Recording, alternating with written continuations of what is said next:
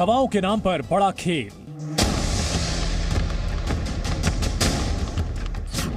8 रुपए का सामान 2300 रुपए में खरीदा।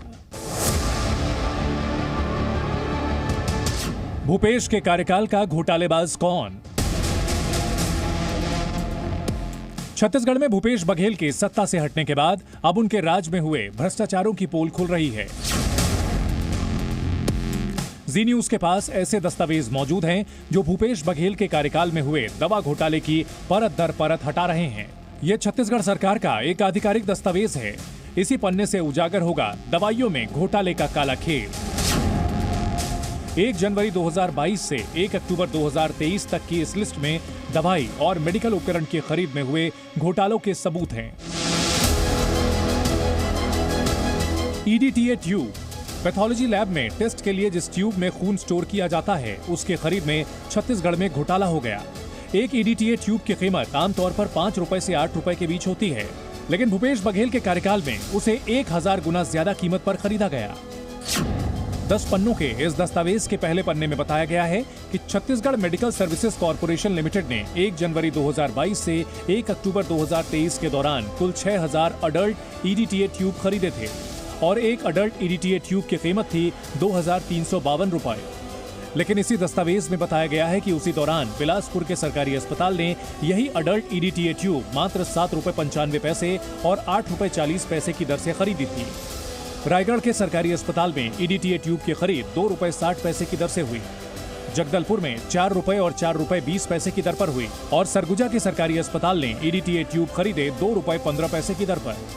यानी जो EDTA ट्यूब छत्तीसगढ़ के सरकारी अस्पतालों ने 2 रुपए से 8 रुपए की दर पर खरीद लिए, उसी एक EDTA ट्यूब को Chhattisgarh medical services corporation limited ने 1000 गुना तक ज्यादा दामों पर खरीदा था।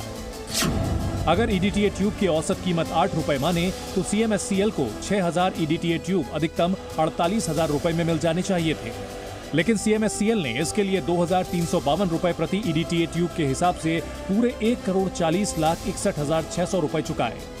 यानी CMSCL ने सिर्फ 6000 EDTA ट्यूब की खरीद में ही 1,40,00,000 रुपए से ज्यादा का घोटाला कर दिया।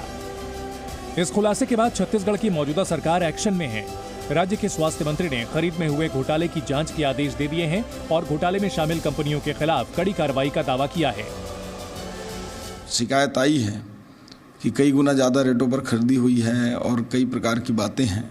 ऐसे सभी प्रकरणों को हमने जांच में दे दिया है और अभी जिस खरीदी की आप बात कर रहे हैं उसका लगभग 300 से 400 करोड़ रुपए के आसपास का जो भुगतान है वो रुका हुआ है और हम लोग उसको जांच कर रहे हैं। यदि जांच में सही पाया जाएगा तो उस पर फिर विचार करेंगे, नहीं तो इसके ऊपर जो भी प्रक्रिया होगी उसके तहत तो होगा। अभी हमने कई टेंडर भी कैंसिल किए हैं। छत्तीसगढ़ में सरकारी पैसों की लूट का मामला सिर्फ एक मेडिकल उपकरण तक सीमित नहीं है, बल्कि इस घोटाले की लिस्ट और भी लंबी है। भूपेश बघेल के कार्यकाल में करीब 82 लैब उपकरण और केमिकल्स की कीमतों में हेराफेरी का सबूत जी न्यूज के पास मौजूद है। अभी आपने सिर्फ ट्रेलर देखा है, घोटाले की पूरी पिक्चर आज रात 9 बजे DNA में दिखाएंगे। शिवांक मिश्रा, जी मीडिया, रायपुर। जी न्यूज।